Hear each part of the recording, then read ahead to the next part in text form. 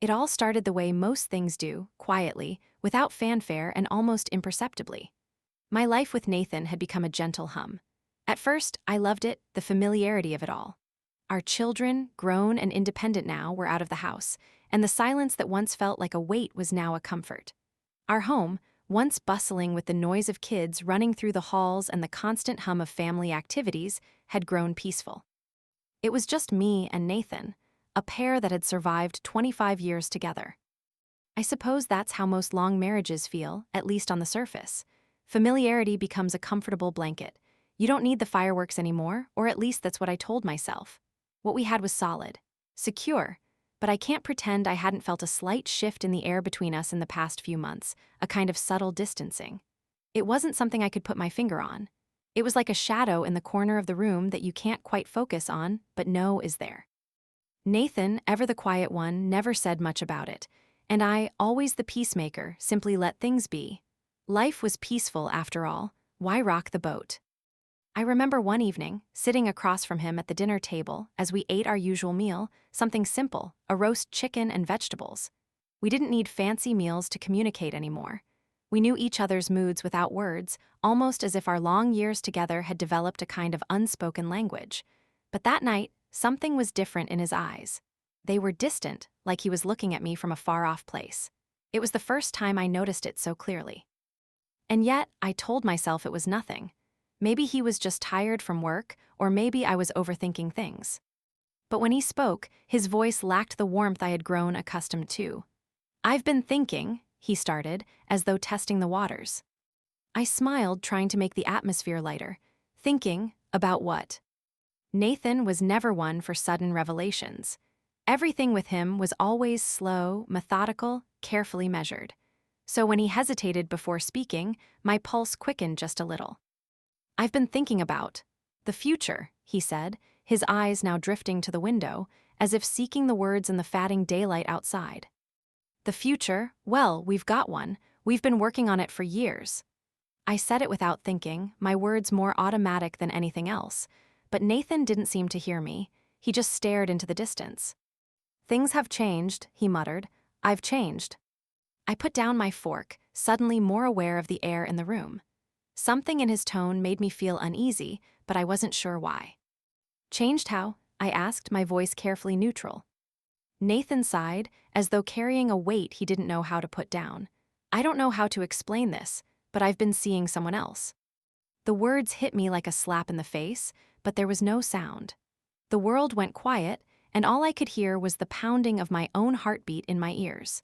My vision blurred as I tried to process what he had just said. For a moment, I thought I hadn't heard him right. I had to have misheard. Nathan, my husband of 25 years, my partner in everything, the man who had been with me through the births of our children, the late-night talks, the shared dreams, couldn't possibly be telling me this. Not now, not after all we had built. I tried to speak, but my throat closed up. The words wouldn't come. "I didn't want to hurt you, Evelyn," he continued, still not meeting my gaze. "But I've been seeing someone younger. She makes me feel alive again, something I haven't felt in a long time." The silence between us felt like an eternity. I could barely breathe, let alone respond. I had so many questions, but none of them seemed to make sense. Who was she? How long had this been going on? Why hadn't I noticed? But none of those questions came out. All I could think about was how easily he had said it, how little care he had taken with my feelings. 25 years, gone in a few sentences. "I never meant for it to happen," he said, his voice almost apologetic. "But I can't keep living like this. I need something more." I wanted to scream. I wanted to throw something, to demand answers. But instead, I just sat there, staring at him. My husband, the man I had shared my life with, had found someone else, and it wasn't even a secret to him. How had this all happened without me seeing it? For a long time, neither of us said anything. The silence was heavy, like a storm waiting to break.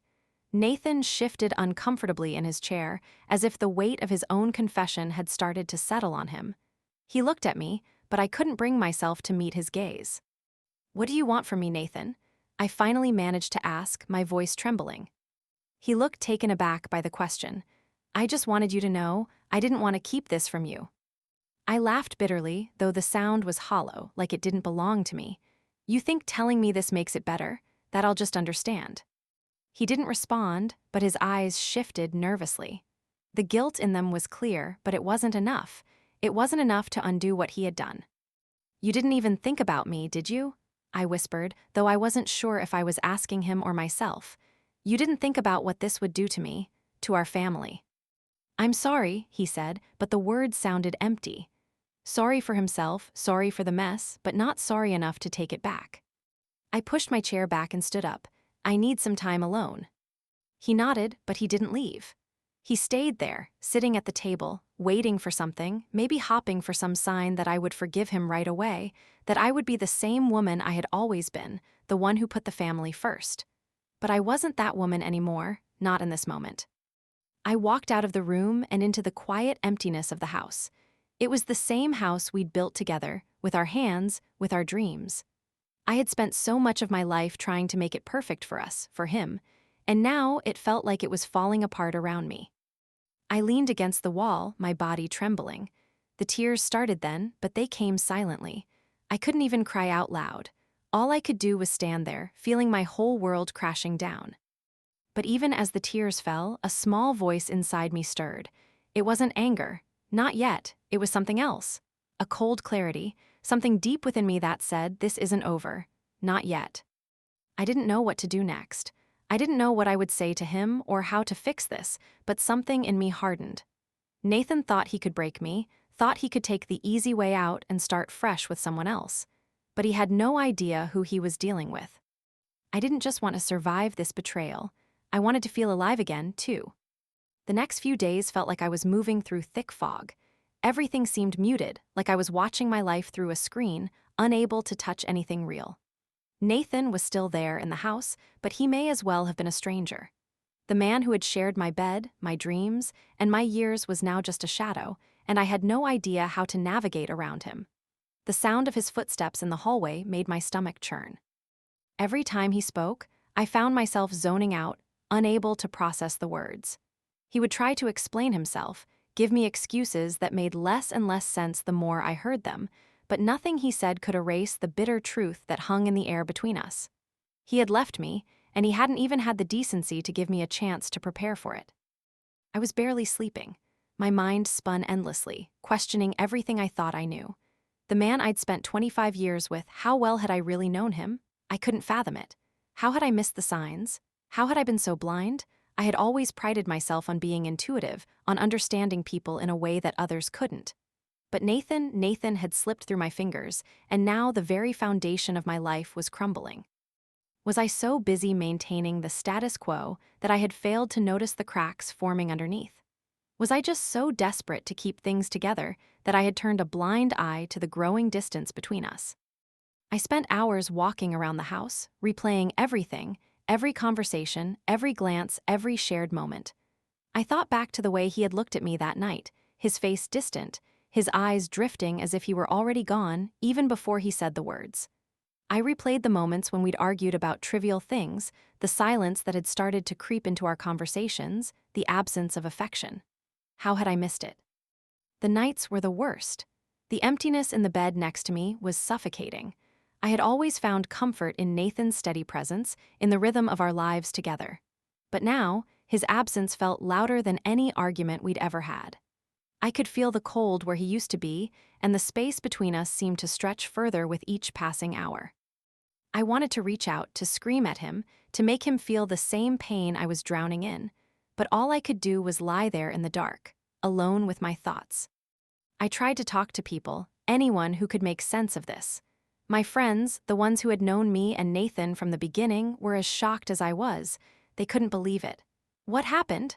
one of them asked, her voice trembling. "You two always seemed so happy." I didn't have an answer. I still don't. My best friend, Claire, was the only one who seemed to understand the depth of what I was going through.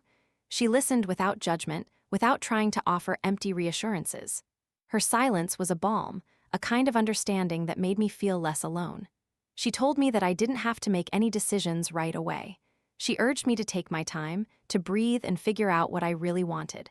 But how could I breathe? How could I think clearly when everything around me felt like it was slipping through my fingers? There were times when I thought I had a grip on it. I would get out of bed, take a shower, and go through the motions of life, but it all felt like a mask. When Nathan was home, I found myself retreating further into myself. The house, once filled with the noise of our conversations and shared laughter, was now a shell. The silence between us was deafening. It seemed like every word we exchanged was a new wound. But it wasn't just Nathan that I was angry with. It was the world, and mostly it was myself. Why had I allowed this to happen? I had always taken pride in being strong, in being able to handle anything life threw my way. I had built this life, this family, with my own hands. I had sacrificed so much, my dreams, my ambitions, my sense of self, all for the sake of keeping everything together. I had become the glue that held everything in place. And what did I get in return? Betrayal. Discarded like an old piece of furniture. The anger came in waves, crashing over me at the most unexpected moments.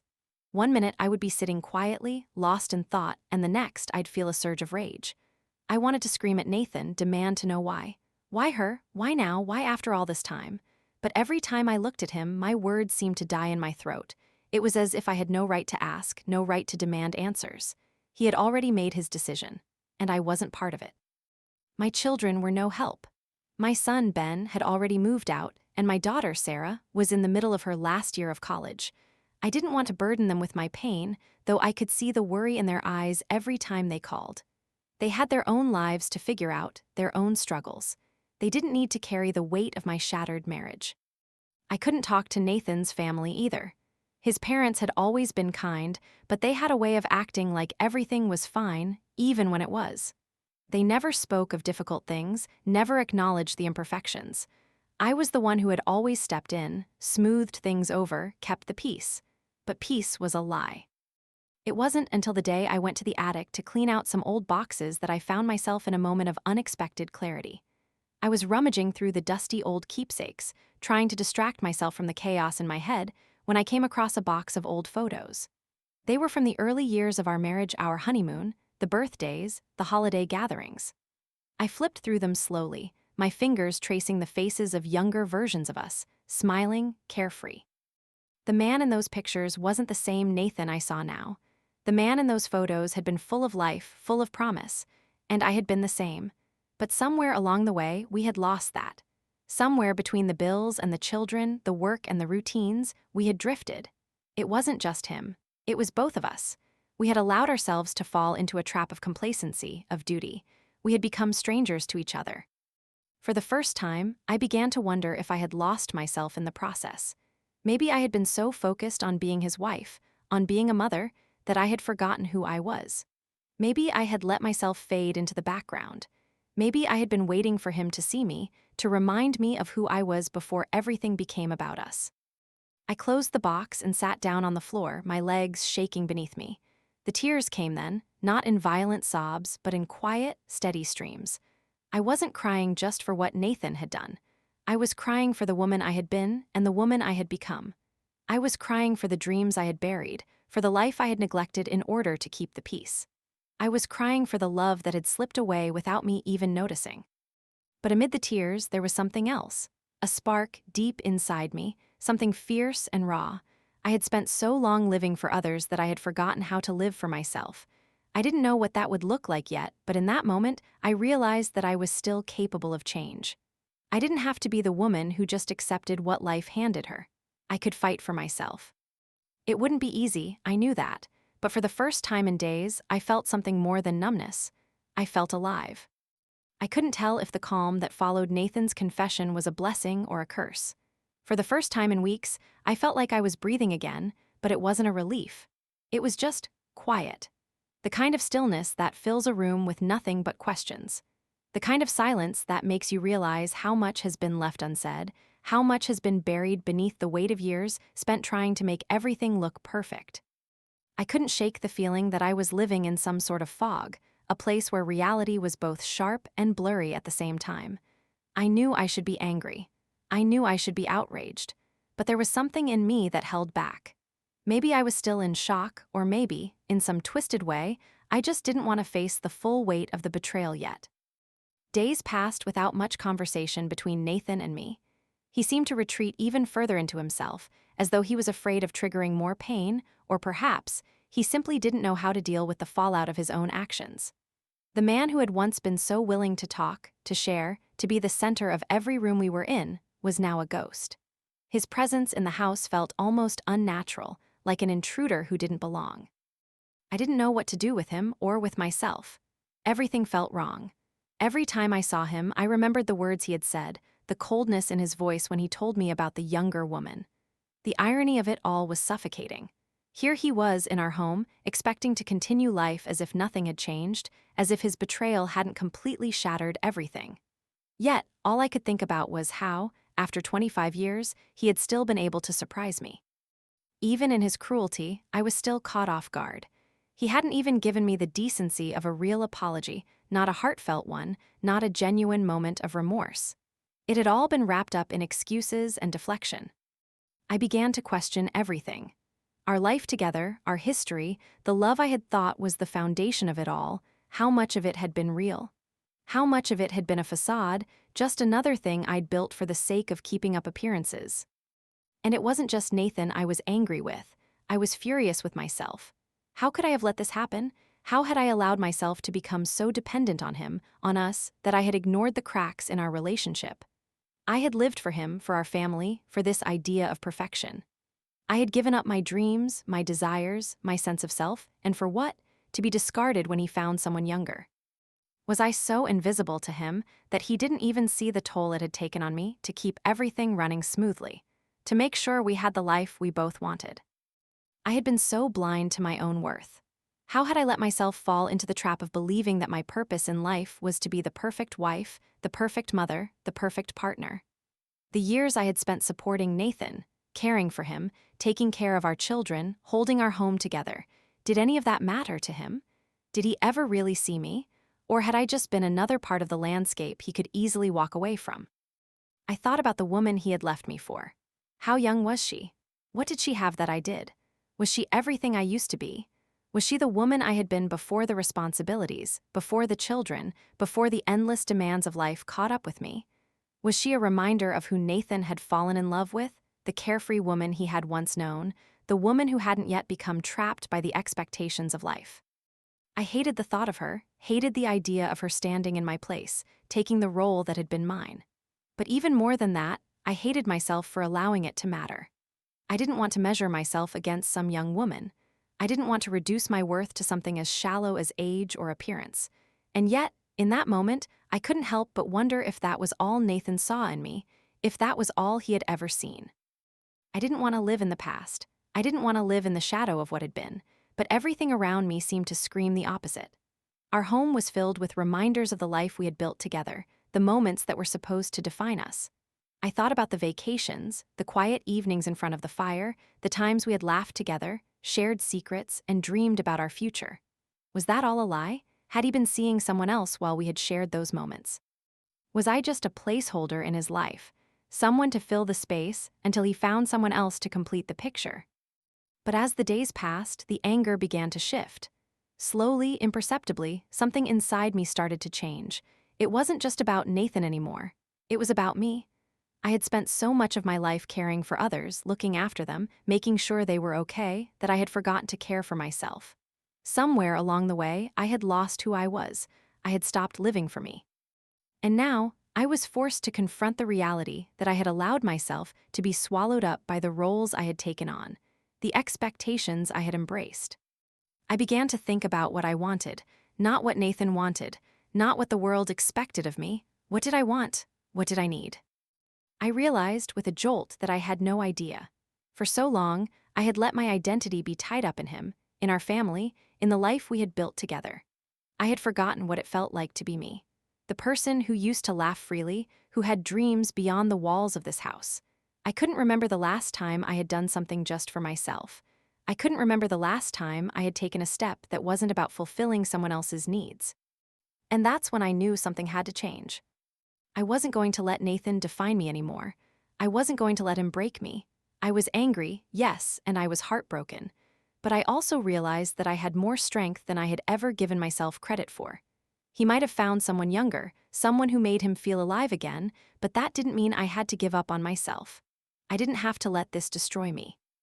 The idea of rebuilding my life was terrifying, but it also felt like the only way forward. I had spent so many years living in the shadows of others that I had forgotten how to step into the light. But I was going to find my way out of the darkness. I didn't know how, I didn't know when, but I would. The first step was the hardest, admitting to myself that I had been living for everyone else but me. The second step was realizing that I had the right to put myself first, to reclaim my life and my future. I didn't know where that future would lead, but for the first time, I felt like I had control. I was done being defined by Nathan's choices. I was done letting the life we had built together be the only thing that mattered. It was time to rediscover myself, to find out who I was without him, without our marriage, without the family dynamic that had once been everything to me. I wasn't sure where the journey would take me, but for the first time in a long time, I was ready to find out. I wasn't sure when the shift happened, but somewhere in the fog of those first few days, something inside me began to harden.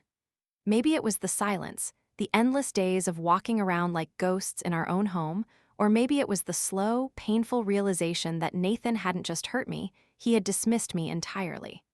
I had given him everything, built my life around him, and yet it wasn't enough. He hadn't even tried to hide it. He was ready to throw away our entire history for someone who had never known the sacrifices, the struggles, the small, quiet moments we had shared. And then there was the question that gnawed at me, the one I didn't want to face but had to. Did I even want him back? Did I want to go back to the way things were before he had made his choice so easily? The truth was, I didn't know. I didn't even know who I was anymore, let alone whether Nathan still had a place in my future. The woman I had been, the one who had built a family and a life with him, was slipping away. I could feel it with every passing moment. I was standing on the edge of something unknown, something terrifying, and yet it was the only way forward, the only way to rebuild. I avoided Nathan as much as possible in those early days. He stayed in his study or in the bedroom, giving me space. I think we were both afraid to face the weight of what had happened. I couldn't bear to look at him, not yet, not when my mind was still trying to wrap itself around his betrayal. His silence, though, was just as damning. The man who had once been so full of words now couldn't find a single one to offer me. It was as though he had no idea how to undo the damage he had caused. And part of me didn't want him to. When we did speak, it was awkward and strained. Nathan would apologize again and again, offering excuses that felt weak and empty. He kept saying he never meant to hurt me, that he was confused, that it was something he couldn't control. But none of it mattered. None of it changed the fact that he had made a choice, and it wasn't me. "You don't have to do this, Evelyn," he said one night, his voice low, hesitant. "I never wanted to hurt you." I looked at him, and for the first time, I didn't see the man I had loved. I saw the man who had betrayed me, who had made the decision to step outside of our marriage without even considering what it would do to me, to us. "You don't get to decide how this goes anymore," I said, my voice trembling but firm. "You've already made your decision, and so have I." Nathan flinched, but I didn't care. It was the first time in a long time that I had said something that wasn't just to keep the peace, something that wasn't just a reaction to his needs or desires. It was a statement of my own. I was finally standing up for myself, and I wasn't going to apologize for it. "I'm sorry," he repeated, as if saying it over and over would somehow make everything okay. "I never meant for this to happen. You have to believe me." But I couldn't believe him. I didn't know how to anymore. His words felt like a final betrayal, hollow, disconnected, as though he was saying them because he thought he was supposed to, not because he truly felt them. If he really understood the gravity of what he had done, he wouldn't have been trying to justify it. He wouldn't have been trying to talk me into forgiving him. He would have been trying to prove that he was worth my forgiveness.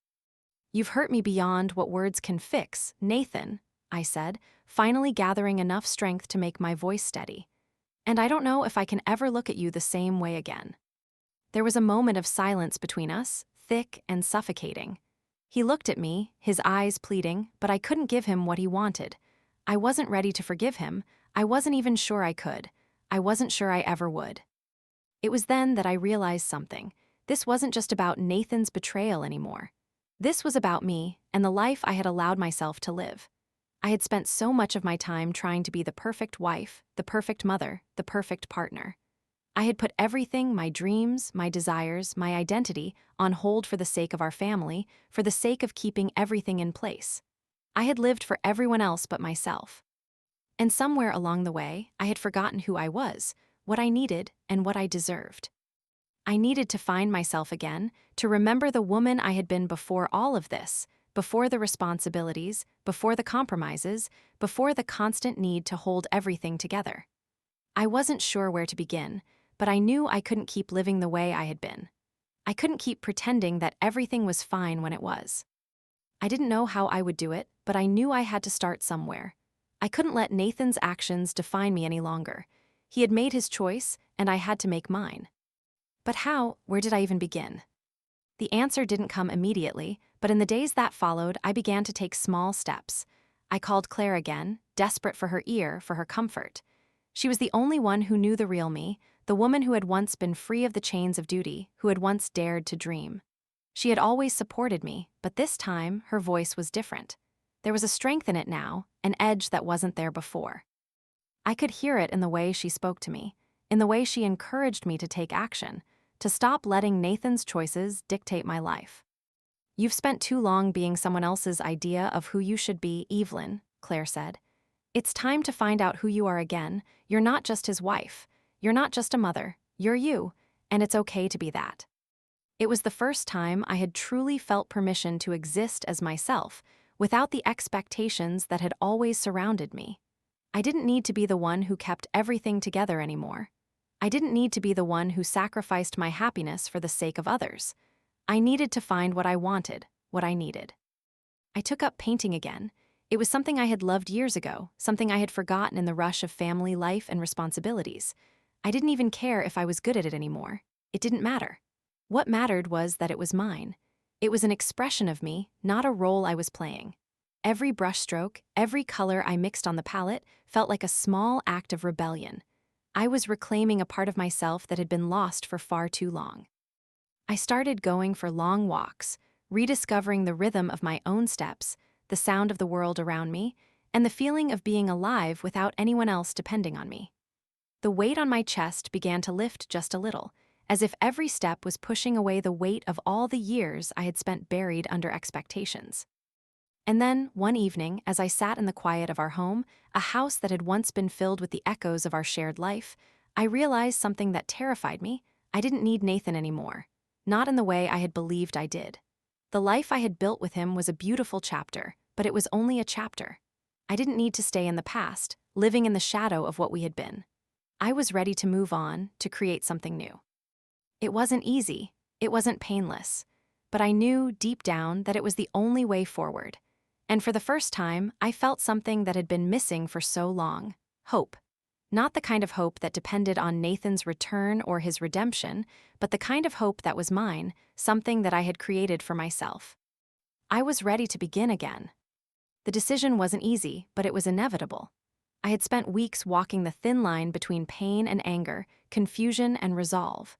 Nathan's betrayal had shattered me, and yet, somewhere deep inside, I had started to piece myself back together. It wasn't the clean, perfect reconstruction I had hoped for. It was messy, raw, and fragile. But I was no longer willing to let my life be defined by his choices. One afternoon, as I sat in the living room, the silence stretching between us like an impenetrable wall, I realized how long I had been waiting. Waiting for Nathan to fix it, waiting for him to show some true remorse, waiting for him to become the man I had once believed him to be. But in all that waiting, I had forgotten something important. I had to fix it myself. I couldn't keep holding onto a man who was already halfway gone. I couldn't keep hoping he would somehow return to me, or that we could pick up the pieces of a life that no longer existed. That afternoon, I knew what I had to do. The clarity wasn't something I had expected. It wasn't a dramatic moment of revelation, but a quiet decision that settled in my chest like a weight I had been carrying too long. It wasn't just about divorce. It was about reclaiming my life. It was about stepping into the future, not as Nathan's wife, not as the mother of our children, but as me. I didn't confront him right away. I couldn't. I needed to prepare. I had thought about it endlessly, the conversation, the words I would say. I knew I had to be calm, collected, and firm. But I also knew that deep down I was scared. Scared of what would happen when I finally took that step. Scared of the reality of being alone, of taking on a new identity, of facing a life without him in it. But when I thought of the years that stretched ahead of me, I realized I was more scared of staying in a relationship that had turned toxic, a relationship where I had lost myself, than I was of venturing into the unknown. I couldn't keep clinging to something that wasn't real anymore, to a man who had never truly seen me. It was late one evening when I finally decided it was time to have the conversation. Nathan had been quiet all day, lost in his thoughts, as though he, too, could feel the looming inevitability of this moment.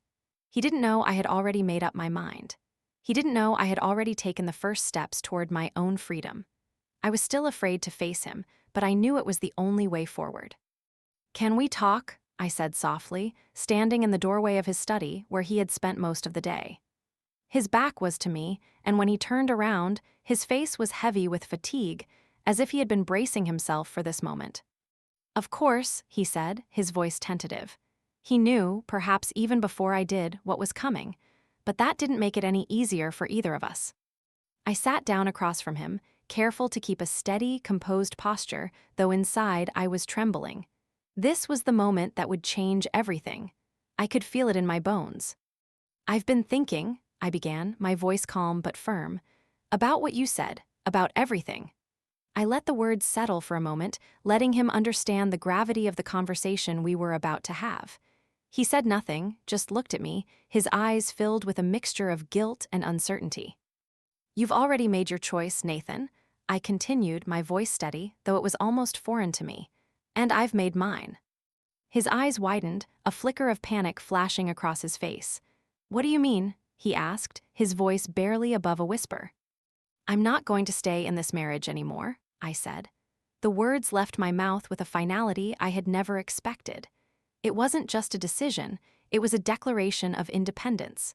It wasn't just about ending a marriage that had gone wrong, it was about ending the role I had played for so many years. Nathan's face drained of color. He opened his mouth as if to say something, but the words caught in his throat. "Evelyn, please," he said, his voice breaking. "I never meant for this to happen. I made a mistake. We can fix this." But I couldn't listen anymore. I had heard the excuses, I had heard the apologies, and they didn't change anything. He had made his choice, and now I had to make mine. "No," I said, shaking my head.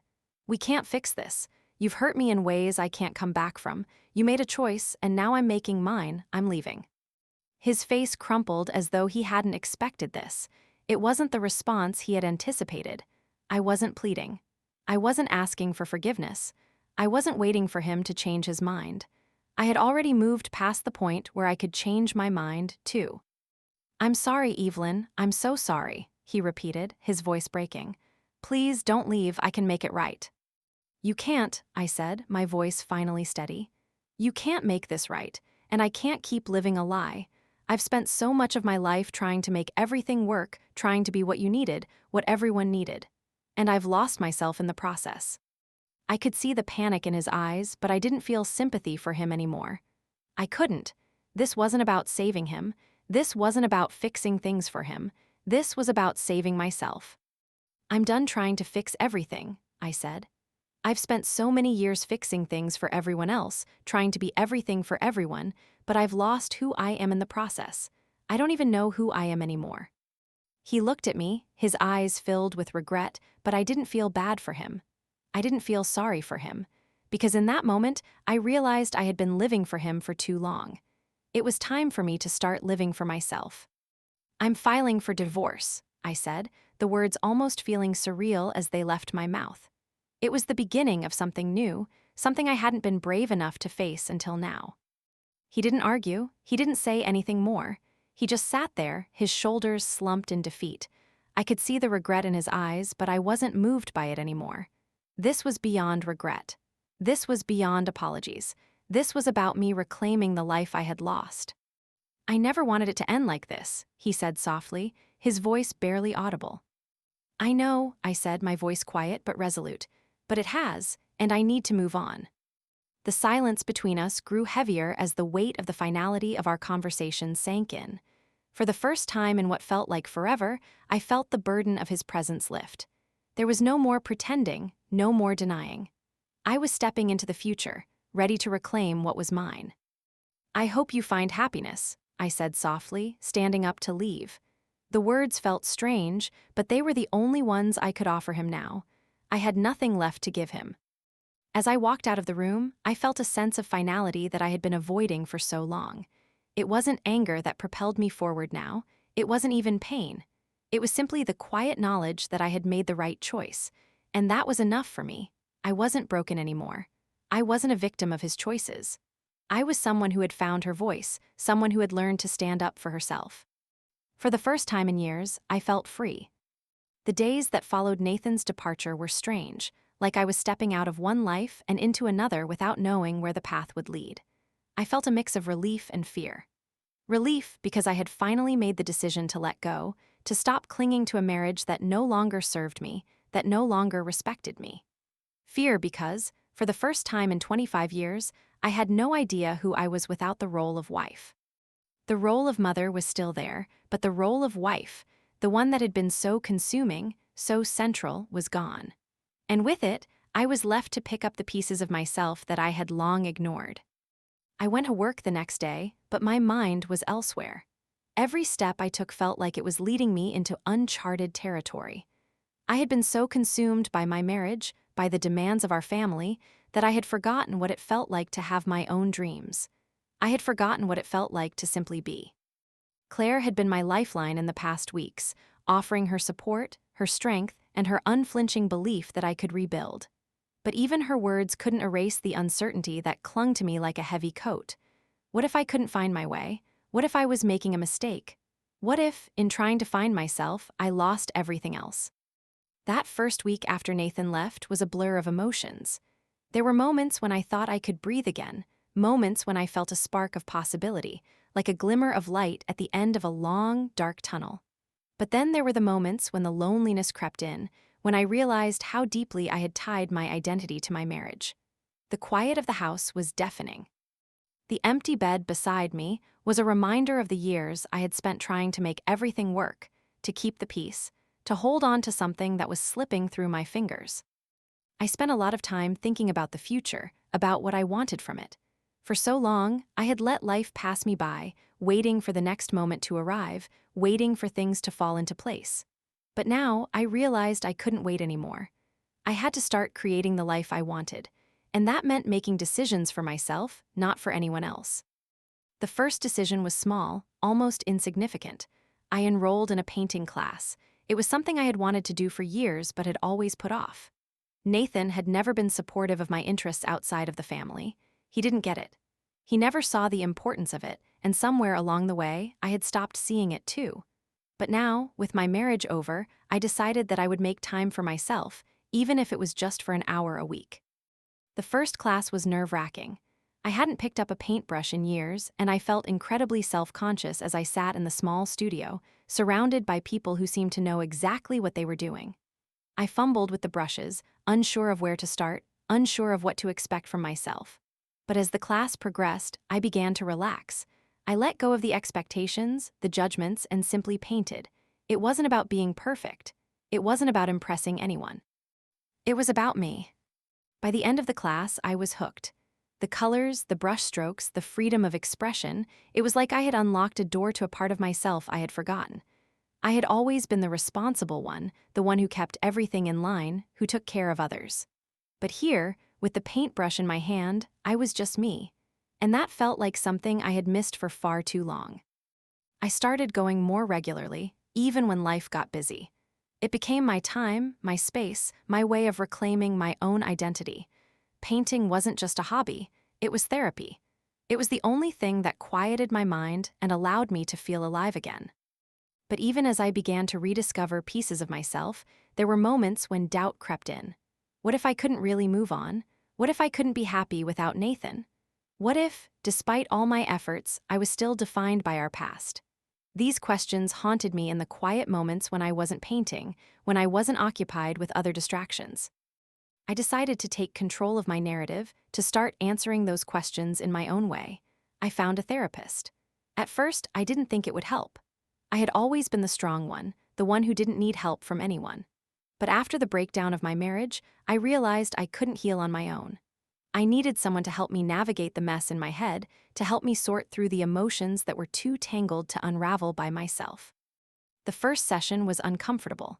I didn't know what to expect, and I wasn't sure how to open up. But as the weeks went on, I found myself talking about things I hadn't even realized were still there. The resentment I had built up over the years. The ways I had neglected my own needs in order to prioritize everyone else. The fear of being alone. The fear of never being enough. I realized, through these sessions, that I had spent so much of my life trying to be the perfect wife, the perfect mother, the perfect partner, that I had lost sight of who I was. I had buried my own dreams, my own desires, my own sense of self. And now, in the aftermath of my marriage, I had to learn how to find myself again. There were days when I still felt the weight of my past. Days when I missed the comfort of the familiar, the routines, the predictability of my life with Nathan. But those days were becoming fewer and farther between. Slowly, I started to see a future that wasn't defined by him, a future that was entirely my own. And then, one afternoon, I ran into someone I hadn't expected to see. Sarah, my daughter, had invited me to a coffee shop near her university. I hadn't seen her in person for a while, and I was eager to catch up. When I arrived, she was sitting at a table near the window, a cup of coffee in front of her. Her eyes lit up when she saw me, and I couldn't help but feel a sense of warmth in my chest. "Mom, it's so good to see you," she said, standing up to hug me. We sat down together, and as we talked, I realized how much she had grown, how much she had become her own person. The conversation was light at first, filled with updates on her classes and her plans for the future. But eventually, she asked me how I was doing. I hesitated for a moment, unsure of how to answer. How could I explain everything that had happened, everything that was still so raw? But then I realized something. She didn't need the details. She didn't need me to go into all the pain, all the anger. She just needed to know that I was okay. And for the first time, I could honestly say I was. "I'm doing better, sweetheart," I said, my voice steady. "I'm finding my way again. I'm rediscovering who I am." Sarah smiled, her eyes softening. "I'm so proud of you, Mom. I know this hasn't been easy, but you're stronger than you think." Those words, simple as they were, hit me harder than I expected. I realized in that moment that I had spent so long trying to make everyone else proud of me, Nathan, my kids, the world. But now, I had to focus on making myself proud. I had to be the one who believed in me first. As we sat there, sipping our coffee, I began to see something I hadn't fully grasped before. This was the beginning of my life. Not the end. Not the closing of a chapter, but the opening of a new one. And in that moment, I was no longer afraid of what the future held. I didn't need to have everything figured out. I just needed to keep moving forward, one step at a time. For the first time in a long time, I felt free. The weeks that followed felt like a blur of discovery. Each day, each small decision, seemed to mark another step forward into a life I was finally beginning to claim for myself. It wasn't easy, and there were moments when the weight of everything, the betrayal, the pain, the years of lost self would come rushing back, overwhelming me. But with each step, I began to see a future that didn't include Nathan, didn't depend on anyone else's approval or expectations. It was mine. I had started living on my own terms, and for the first time in a long time, that felt like something worth fighting for. Work became a sanctuary. There was a part of me that had always loved my job, but for so long, I had pushed it to the background, letting it fade into the background of my life as I focused on being a wife and mother. Now, it was my space to breathe, to find meaning beyond the roles I had played for so many years. The days at the office were filled with purpose. I became more engaged, more confident in the choices I made. I was finally able to focus on the things that mattered to me. And yet, as much as I had filled my life with work and hobbies, there were still moments, quiet, alone moments, when I couldn't escape the reality of what had happened. It wasn't just the divorce. It was the feeling of being broken, of being replaced. Of realizing that I had spent so much of my life building someone else's happiness that I had forgotten to build my own. There were nights when I lay awake in bed, staring at the ceiling, trying to silence the thoughts that seemed to echo in the dark. Would I ever feel truly whole again? Would I ever look at myself without the scars of what had happened? But then I would get up, make myself a cup of tea, and think about all the ways I was slowly becoming the person I had once been, the person I had buried beneath the weight of family, responsibility, and love. I was becoming her again, piece by piece. One evening, a few months after the divorce papers had been signed, I met up with Claire again. We had become closer during the past few months, sharing late-night talks, walks, and more than a few glasses of wine. She had been a rock for me during the darkest moments, and I had come to rely on her presence more than I could have ever imagined. That night, we sat at a small cafe, the kind of place I used to visit with Nathan when things were still easy between us. The tables were crowded, the atmosphere warm, but as I sat there, I didn't feel the sting of the past anymore. Instead, I felt at peace. "You've come so far, Evelyn," Claire said, her eyes warm as she studied me. "I've seen you go through some of the hardest days of your life, and look at you now. You've found your way back." I took a deep breath, feeling the weight of her words. "I don't know if I've found my way back," I said, my voice soft. "But I think I've finally started looking in the right direction. For so long, I was waiting for things to go back to how they were, waiting for Nathan to change, for me to become the person I once was. But I realize now that I was never going to find her in that old life. She was buried beneath it." Claire nodded, her smile knowing. "You've done the hardest part, letting go of everything you thought you needed. You're starting over, and that's something only the brave can do." I smiled, the compliment still a little foreign to me. Brave, me? It didn't feel like bravery. It felt like survival. But maybe that was what bravery was, showing up, day after day, even when everything felt uncertain. I couldn't deny that I had changed. I wasn't the same woman who had been blindsided by Nathan's betrayal, paralyzed by fear and doubt. The Evelyn who sat across from Claire was different, more grounded, more certain, more whole, but it wasn't an overnight transformation. It had taken time, months of introspection, therapy, small victories, and big realizations, and it was still a journey. There were still days when the old doubts would creep in, still moments when I wondered if I was truly strong enough to move forward. But each time, I reminded myself that I was moving forward, even if it was just one step at a time. "I've started painting again," I said, a small smile tugging at my lips. It was one of the things I had rediscovered in those early weeks after Nathan had left. A hobby I had abandoned long ago, but that felt like a part of me coming back to life. "I've been taking classes, and it's been amazing." "That's incredible, Evelyn," Claire said, her eyes lighting up. "I knew there was more to you than you let on. That's the woman I remember." It was funny. I had spent so long trying to be everything for Nathan, for the kids, for everyone around me, that I had forgotten the woman I had been before all the obligations. It felt good to be reminded of her, the woman who had dreams, passions, and desires that were her own. The woman who was worth more than just her roles as wife and mother. The weeks continued, and the quiet moments of reflection started to grow fewer. It wasn't that I had erased the past or that I had completely healed, that wasn't possible. But I had started to build something new, something real. The kids were doing well too. They had adjusted to the changes, though it had been hard at first. I had worried about them, about the impact the divorce would have on their lives, but they were strong. Ben, my son, had found his own path in the world, figuring out his future with a quiet determination. Sarah, my daughter, was thriving in college, her confidence and sense of self growing with each passing day. They were both growing into the people I had always hoped they would be, and in that, I found comfort. One afternoon, about 6 months after the divorce, I received a call from Sarah. She had just finished a particularly difficult semester and wanted to come home for the weekend. She was excited to see me, but there was something in her voice that made me pause. It wasn't the usual excitement, it was something deeper, something more thoughtful. When she arrived, we sat down together, and after a while she finally spoke. "Mom, I've been thinking a lot about everything. About you, about Dad. And I think I understand now. I understand why you made the decision you did."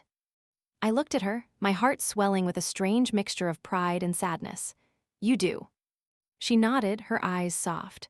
"I think I finally get it. You were always so strong, Mom, but you were also so giving, so willing to put yourself last.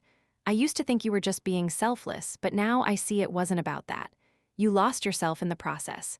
And I think, in some ways, Dad did too." I didn't know what to say at first. Her words hit me harder than I expected. She was right.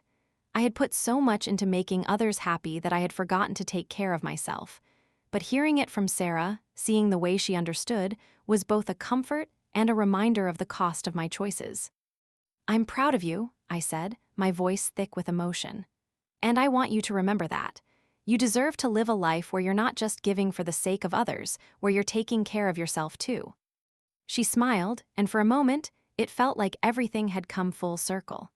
I wasn't just teaching my children how to live, I was teaching them how to live for themselves. I was showing them that it was okay to let go, that it was okay to take control of their own narratives. It was a bittersweet realization. I had spent so much time trying to build a perfect life for my family, but in doing so, I had lost myself.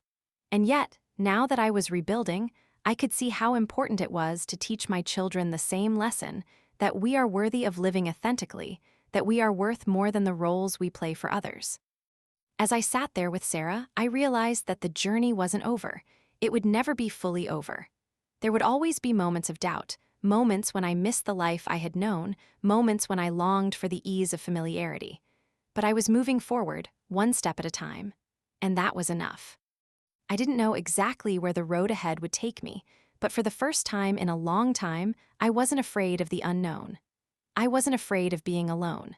I wasn't afraid of creating a life that was mine, a life I could be proud of. And for the first time, I felt free.